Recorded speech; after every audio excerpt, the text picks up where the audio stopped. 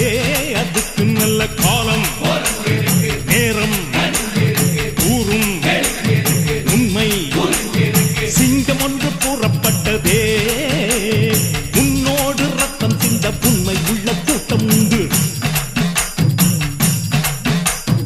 உன்னோடு ரத்தம் சிந்த உண்மை உள்ள கூட்டம் உண்டு ரெண்டில் ஒன்று பார்க்கும் வரைக்கும் ஆடர் ரெண்டு கண்ணில் இல்லை உறக்கம் சபதம் செய்து சிங்கம் ஒன்று புறப்பட்டதே அதுக்கு நல்ல காலம் நேரம் உண்மை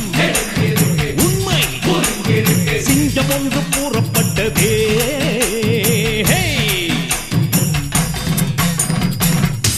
மிகப்பெரிய ஒரு மக்கள் சக்தி உள்ள தலைவர் அம்மா நம்மோடு இல்லை. எம்ஜிஆர் முதலமைச்சராக இருக்கின்ற வரை கோட்டை பக்கமே கால் வைக்க விடாமல் இருந்தார் கருணாநிதி. 11 ஆண்டு காலம் 3 சட்டமன்ற தேர்தலில் திமுகவுக்கு தோல்வி ஏற்படுத்தி கொடுத்தார். மீண்டும் அம்மா அவர்கள் கட்சியை ஒன்னா நினைச்சாங்க, ரெட்டலை வாங்கினாங்க. ரெட்டலை நமக்கு மீண்டும் வந்தது. அந்த தேர்தலில் ரெட்டையிலே மிகப்பெரிய வெற்றி அம்மா ஏற்பட்டாங்க.